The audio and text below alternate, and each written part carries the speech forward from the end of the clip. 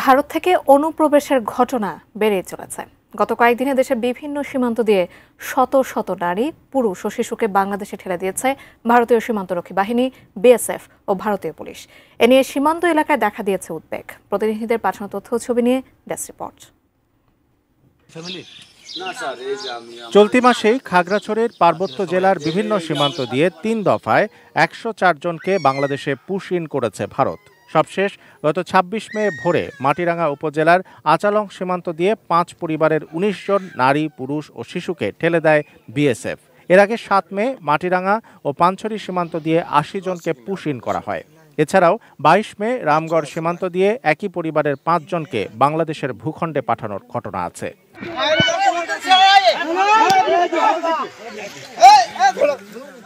এদিকে লালমনিরহাটের ৩ উপজেলার ৫ সীমান্ত দিয়ে অন্তত ৩৮ নারী, পুরুষ ও শিশুকে পুশ ইনের চেষ্টা চালিয়েছে বিএসএফ।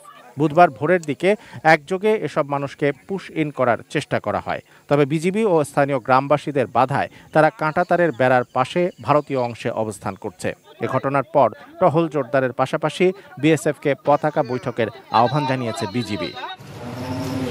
ডিজাইন, এলিগেন্স, বিউটি, সেরা পণ্য সবার জন্য জেভিকো। একই চিত্র সিলেটের বিভিন্ন সীমান্তেও। গত কয়েকদিনে মৌলভীবাজার জেলায় বিভিন্ন সীমান্ত দিয়ে ভারত থেকে অনুপ্রবেশকালে মোট ২১৯ জনকে আটক করে বিজিবি।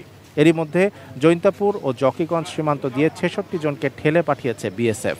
গত মঙ্গলবার দিবাগত রাতে ও সকালে জৈন্তাপুরের মোকামপুঞ্জি সীমান্ত দিয়ে ৩২ জন এবং মিনাটিল সীমান্ত দিয়ে ২০ জন, এছাড়া জকিগঞ্জ সীমান্ত দিয়ে ১৪ জন সহ মোট ৬৪ জনকে পুশ ইন করা হলে তাদের আটক করে বিজিবি।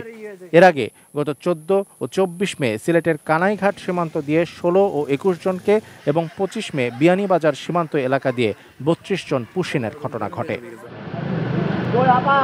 মেহেরপুরের মুজিবনগরের সোনাপুর ও আনন্দবাস সীমান্ত দুটি দিয়ে ৩ দফায় নারী, পুরুষ ও শিশুসহ ৬৪ জনকে এবং চাঁপাইনবাবগঞ্জের বিভীষণ সীমান্তে ১৭ জনকে পুশ ইন করেছে ভারতীয় সীমান্তরক্ষী বাহিনী।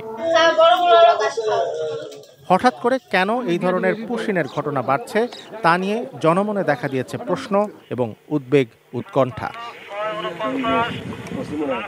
Shamsul Arefin, desk report, ATN news.